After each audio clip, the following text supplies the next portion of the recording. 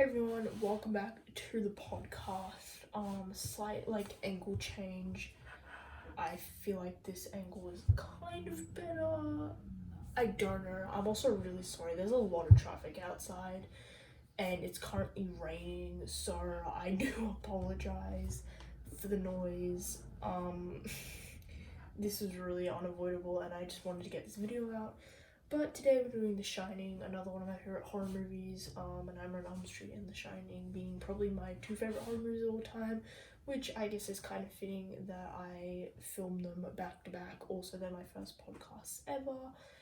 The Shining is also one of the most overanalyzed and reviewed horror movies of all time, directed by Stanley Kubrick, starring Jack Nicholson and Shelley Duvall. This film came out in 1980, which kind of makes sense because it does feel pretty 70s, and it was filmed in the 70s, but it just came out in 1980. It is a psychological horror thriller about a man slowly going insane and trying to kill his family.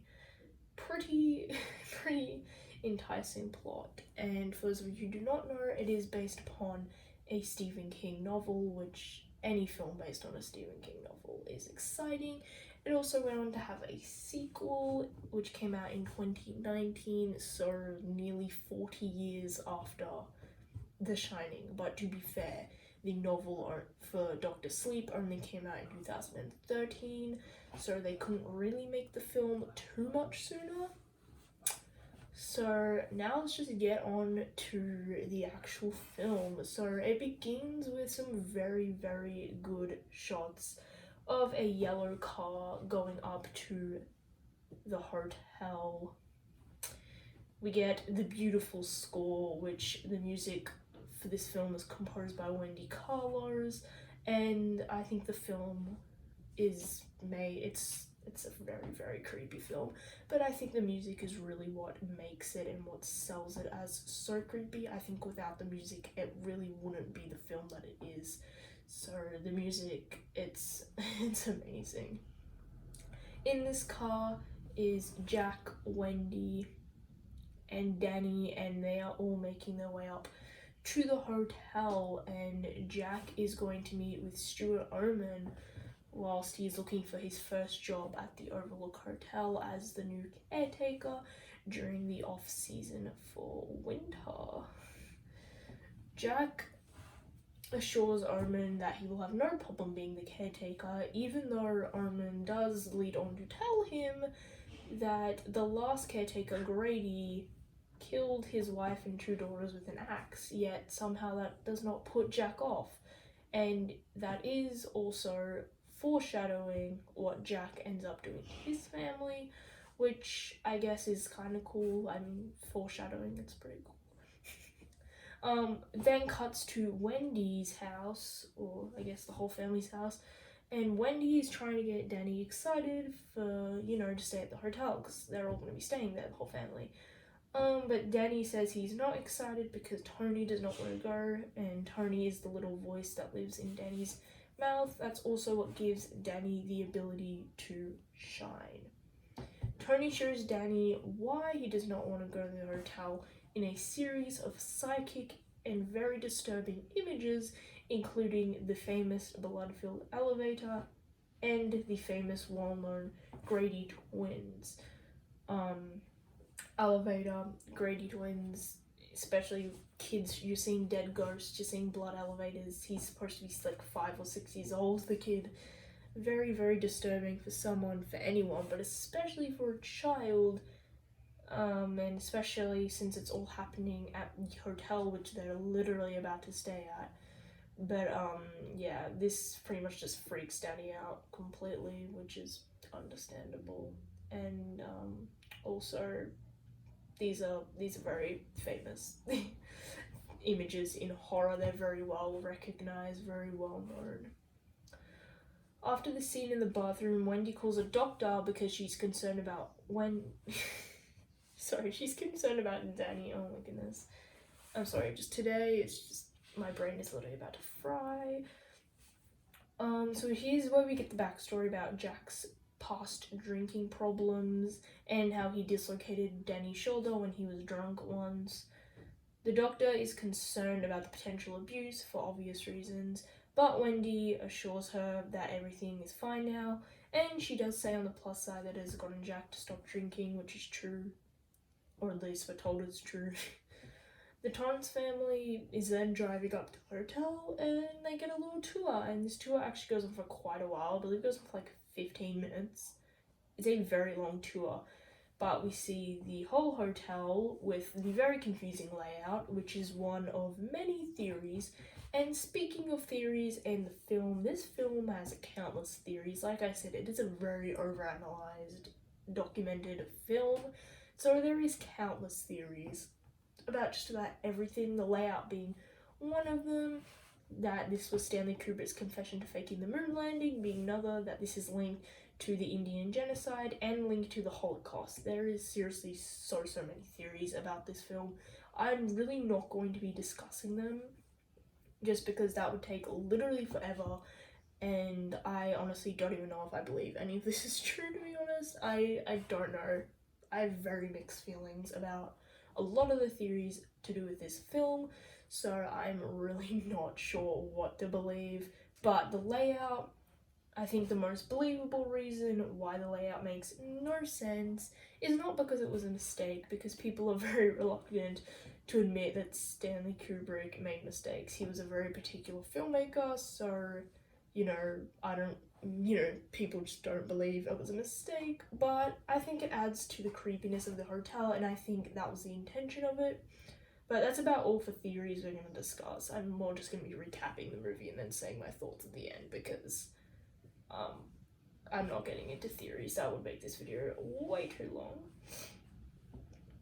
They are shown so Wendy and Jack in particular, but Danny he does come along a little bit. But they're shown the maze, they're also shown the apartment where they'll be pretty much living in. We then see Danny has been busy hitting up the game room, which is our introduction to the Grady twins, like kind of face-to-face introduction. We've seen them in, Danny's vision, but this is kind of like our first face-to-face introduction of the Grady twins. They show up and then they just leave, freaking Danny out. I think something that makes this scene so creepy, again, you have that weird, it's not like the music at the start, which is very off-putting. It's more just shallow music, and I think that adds to the weirdness of the situation. But I think something that makes this scene so effective is when you hold on a character's reaction, it helps create suspense. Now, The Shining does something that most horror movies don't do. Horror movies are notorious for having quick cuts to make things feel on edge. This is very similar in thrillers and quite a lot of action as well. But they're also very used to having close-ups, horror movies, to kind of frame the characters in and make them feel alone, disturbed, and scared of the unknown. However, what The Shining does is they use wide shots, and they also don't use very many frantic shots. There's a lot of long shots, a lot of holds, pauses, waiting, and I think that honestly helps build suspense. And also, because of all the wide shots, it makes the hotel seem a lot bigger, and I think that adds to the scare factor, but also the isolation factor, which is very big in the film. So the camera holds on Danny's reaction for probably about 3 or 4 seconds before cutting to what Danny's actually scared of. And I do think it's very effective, and The Shining seriously has amazing cinematography. Like, the shots at the start are amazing.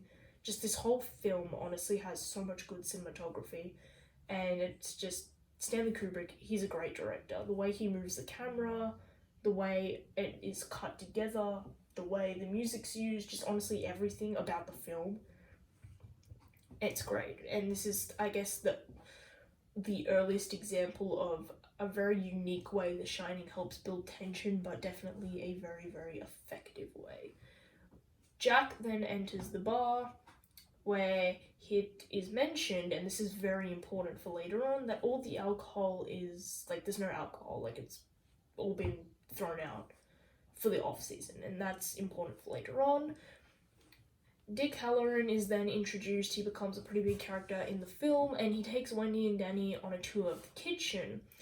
Halloran gives Danny a bowl of ice cream and explains to him about the psychic ability of the Shining while Wendy and Jack are off, I believe, just looking at other parts of the hotel. I'm actually not sure, to be entirely honest. But yeah, this is the first introduction to the psychic ability of Shining, and obviously that's why the film is called The Shining. Because the ability to shine, as Dick Halloran would call it, that him and Danny share, it's called The Shining, so.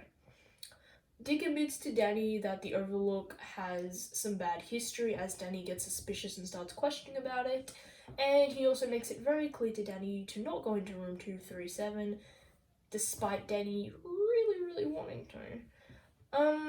Now, Stanley Kubrick is notorious for taking forever to film scenes. Some scenes in this film I know took up to 3 days to shoot one of them. This one took one of the shots for this scene, just not even the whole scene, just one of the shots, took, now, it varies from website to website and from video and source to source as to how many takes exactly, but around 80 to 100 takes just for one of these shots from the scene where Dick Halloran is telling Danny about The Shining. That's a lot of takes. Also in this film, a later on shot is in the Guinness Book of World Records for having just so many takes, like triple-digit takes. That's a lot of takes. Like, typically for Hollywood films, I don't think they normally do more than like 20 to 30 takes, like max. Like, it's not very common that you do that you do late double digits into the triple digits. Like, that's very obsessive. But that's the kind of man Stanley Kubrick was. To be fair, I think it does work in the film. Like, later on, it took them 3 days. I'll get into this a bit more later, but it took them 3 days to shoot the scene where Jack was axing down the bathroom door. The iconic scene where he says, "Here's Johnny." And because Jack Nicholson had to do that scene so many times, apparently he slowly, obviously didn't go insane, but he slowly became angry, frustrated, tired on set, and that added to the creepy factor. Also, fun fact, Here's Johnny was improvised by Jack Nicholson when filming. Okay, so we now get a title card, well, not title card, a timestamp sort of thing. It just says 1 month later. And Danny is riding his tricycle throughout the hotel. This is where we get some amazing sound design. The sound design in this film is amazing. So is the cinematography of Danny riding up and down the carpet and the wood floors. And he turns the corner and runs into the Grady twins.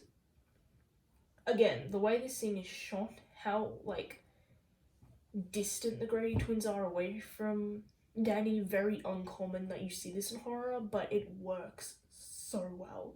And this is probably one of the creepiest scenes in the film.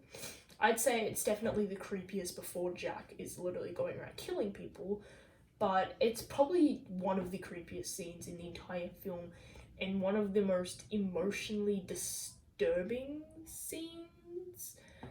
I would say that it's hard to say because Jack, the thought of your father going around killing you is very disturbing, which is why I think The Shining genuinely is such a terrifying film. There's so many, I could do a full analysis video, which I might do an analysis video about why The Shining is so creepy. Comment below if you want that.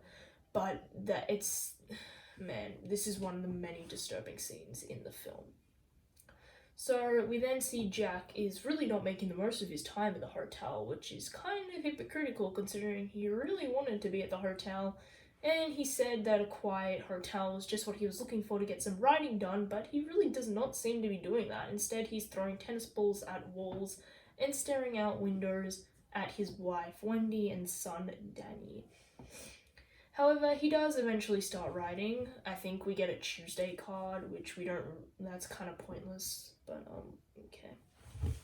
He has started writing, and Wendy interrupts him, and he gets very, very angry, not being forgiving whatsoever.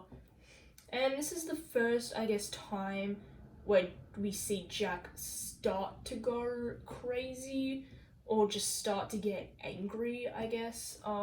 Throughout the whole film, Jack has been acting mad sus, which is something he was not doing at all in the book, which I think is part of the reason why Stephen King really does not like the book. Does not like the movie, because it's so different from his original book.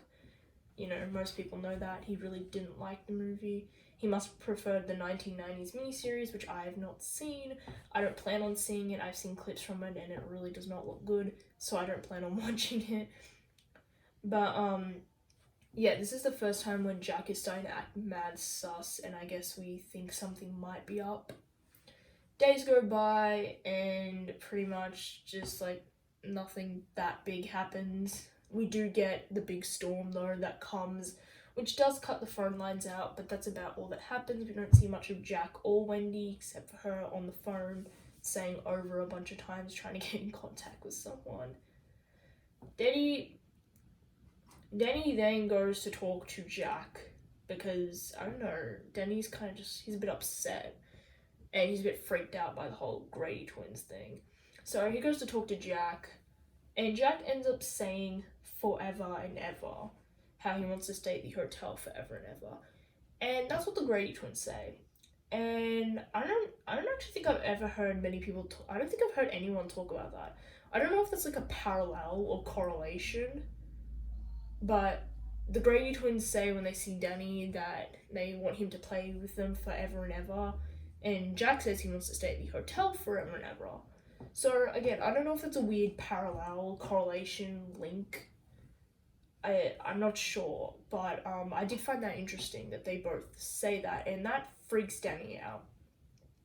Anyways, Danny ends up being rebellious and going into room 237. Oh, and this is where we see the Apollo sweater that Danny's wearing, which is kind of, I guess, part of the reason how the Apollo faking the moon landing theory was a thing. Also because 237 is apparently, there's like 237,000 miles from the Earth to the moon. You guys can look into that if you want to know more about that theory. Again, I'm not really here to be discussing theories, just because there seriously is so many theories about this film. I mean, bloody hell, this whole film got a documentary. Room 237 is what the documentary's called. I've not personally listened to it, but I've listened to countless YouTube videos and about theories about The Shining. There's a lot. Just look up The Shining theories. You'll get a ton of videos. They are very interesting, and I do think they are definitely fun listens to, fun watches. You know, I might actually try and find some podcasts about The Shining, because again, there's some crazy theories and they're all very interesting. But yeah, that is kind of a big factor to how the Stanley Kubrick's confession to faking the moon landing theory was a thing. So later on that day, Jack has a dream that he killed Danny and Wendy with an axe. Again, foreshadowing, creepy music, creepy shots, just creepy everything. Jack screaming. It's very... Again, this film is emotionally disturbing. Like, it's disturbing on an emotional level. I think the Saw movies are disturbing on a physical level. This is disturbing on an emotional level. I'm gonna be honest, I don't even know what that means entirely. I don't even entirely know what that means, but it makes sense to me. This is disturbing on an emotional level. The Saw movies are disturbing on a physical level. So Danny comes downstairs, or just like into the room, with an injured shoulder. I believe he has a bruise on it, and this makes Wendy very sus, and she ends up blaming Jack. I mean, it makes sense. He's hurt Danny in the past. He also just had a dream that he was going to kill both of them, so kind of makes sense. This makes Jack mad, and Wendy ends up carrying Danny away from Jack because she's scared, I assume, and then Jack ends up going to the bar and he sees Lloyd. Now, something that I do want to point out, again, you can research into this more, because whenever I bring up theories or just things about the movie, I'm only going to talk about them very briefly. Again. But I know I said I wasn't going to talk about theories. I'm talking about some theories. I'm sorry, I can't help it. I love this movie so much, and I literally just want to spew my guts into this video about just theories and just stuff about the film. But every single time Jack comes in contact with like a ghost, like in the bathroom, which happens later, or when he's seen them previously or now, there's always mirrors or some sort of metallic reflective like surface in front of Jack. If that makes sense. So yeah, if that makes sense, there's always like mirrors or something where Jack can see his own reflection. Now, people speculate what I've read online that that's just Jack seeing himself and then driving himself insane. And again, now Stephen King's novel is very obvious that it's supernatural. Like, there's pretty much no non supernatural explanation for the novel. However, in the film, for pretty much everything, quote, supernatural, there is a non supernatural explanation. Now, there's one scene which happens a bit later, which again I'll talk about, which there is a non supernatural explanation, but it's a very big stretch of a non supernatural explanation. It's a big stretch, but it still can be explained. So whether there's anything supernatural going on in the Overlook Hotel in the movie is actually quite a debatable topic. I'm sure you guys can go ham in the comments with that if you want to, you know. But there is actually quite a lot of non-supernatural explanations, like Jack is just going insane, and again, the whole mirror situation, so I just thought I'd bring that up, you know, I think it's kind of cool. So Wendy comes in, and she's pretty much all calm now, well, not really, she's actually a frantic mess, but she's calm around Jack, because Danny told Wendy that, a woman in room 237 injured his shoulder, not Jack, so, you know. Jack looks in the room, and this is where we get the naked woman in the bathtub, and, you know, like the hog girl, and she looks pretty at first, and then she turns all rotten, and there's a mirror that Jack is staring into. Again, more on the mirror theory. So he sees the rotten woman, and he runs out of the room, locking her in the room. And then he tells Wendy pretty much that he saw nothing, so he pretty much just lies to his wife, but you know. We then get Halloran. We see Halloran, who is, I don't know where he is, but like he's in a different state, I believe, because he has to catch an airplane to get to them. But he has a psychic telepathic thing with Danny where Danny is looking all disturbed, and that pretty much warns Halloran that Danny's in trouble, so Halloran then catches a flight and makes his way over to the hotel. Wendy tells Jack that she wants to leave the hotel, which makes Jack. I said Dad, oh my goodness, I'm so sorry. I'm making so many mistakes in this. I apologize. Tells Jack that she wants to leave, and this makes Jack mad, even though Wendy thinks it's best for their son. This still makes Jack very upset, and he calls Wendy a bunch of derogatory names, saying how she's selfish, pretty much, and that he has a good opportunity, and she's ruined his life so far, and he's not gonna let her, quote, ruin this. Anyways, he pretty much just leaves, and then he goes to the ballroom full of people, and there's a massive party. Again, there's mirrors around at this time as well. Grady tells Jack that he was always the caretaker. This is where Grady spills a drink on Jack. And then they go into the bathroom, he's cleaning him up, and Grady tells Jack that he's always been the caretaker. And when Grady's family wasn't doing what he wanted, he corrected them, implying he killed them, and he encourages Jack to do the same with his family because he's, quote, always been the caretaker. Interesting, considering Jack said at the start of the film and has made it very clear that before being the caretaker, you know, in this present time of the film, he's never been to the Overlook Hotel before. Bit sus. Wendy takes a baseball bat to defend herself, and she tries to go see Jack, I guess worried that he's still going crazy or whatever. We then get the very famous scene of all work and no play makes Jack a dull boy, Wendy flipping through all those pages. Again, there's so many famous scenes in this film. This whole film is freaking famous, honestly. I'm talking about the individual scenes, but like the whole film is bloody famous. Jack finds Wendy, and this is where, you know, he starts pretty much going insane. He acts crazy, he's acting crazy, Wendy's crying, she's going up the stairs, swinging the baseball bat, telling him to get away. Jack says he's going to bash her brains in. Yeah, contain threats here, people. And this was the take of Wendy walking up the stairs and swinging the baseball bat, which took 127 takes, this shot. And I believe this is in the Guinness Book of World Records for the most takes for a specific shot or scene or something. Wendy knocks out Jack, hitting him with the baseball bat, and then she locks him in the pantry. Jack later wakes up, and Grady comes. We don't actually see him, we just hear his voice outside the door. He then unlocks the door and lets Jack out on the promise that Jack is going to correct his family. Now, this is the scene where it's pretty much confirmed that something supernatural is going on, because a ghost opens a door. There is some theories out there. If I can find the video, I will leave a link in the description. A guy explaining 5 potential theories on how Jack got out of the room.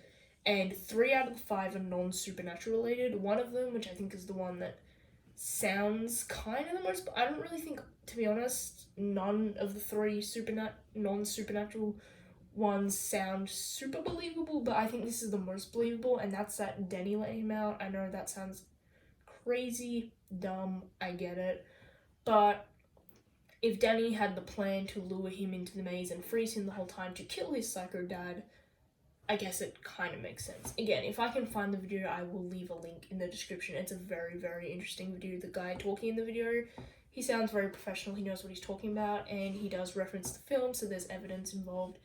And it's just a very interesting video. Whether the theories are believable or not, again, just they're very interesting. Later that night, Danny is in his room and he's screaming red rum, but in his Tony voice, and that wakes up Wendy, and he grabs a knife and he writes red rum on the door. Wendy looks through the mirror and realizes that says murder. Jack starts axing down the door, and Danny and Wendy hide in the bathroom. Jack then starts knocking down the bathroom door with the axe, and that's where we get the famous "Here's Johnny" line, again improv by Jack Nicholson. Pretty cool. Wendy manages to get Danny out the window, but she does not fit, and Jack is tormenting her. She's screaming. It's very emotionally disturbing, this. But she slashes Jack's hand and he runs off, because he's scared, because he can hear Dick Halloran's snowmobile thing. Anyways, Jack kills Dick Halloran in a very cool jump scare, particularly from the 80s. It was a very good jump scare, ages very well, and that's pretty much the only jump scare in this film, which is great, because that's something modern day horror films that makes me mad. They don't rely too heavily on the jump scares.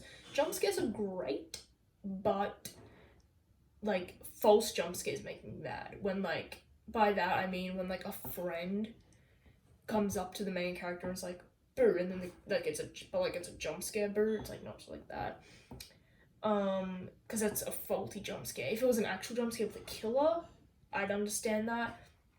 Jump scares are very good, but if you're relying on them to be the only scary aspect of your film, that's not good.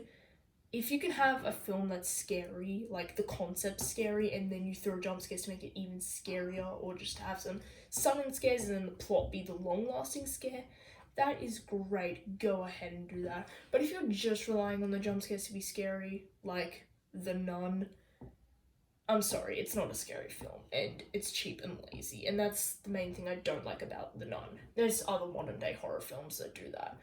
However, James Wan is a very great director. He directed the Conjuring films, the first Saw movie, and the Insidious franchise. He uses jump scares, but he only uses real jump scares, not faulty ones, and his scares aren't the only thing that's freaky about his films.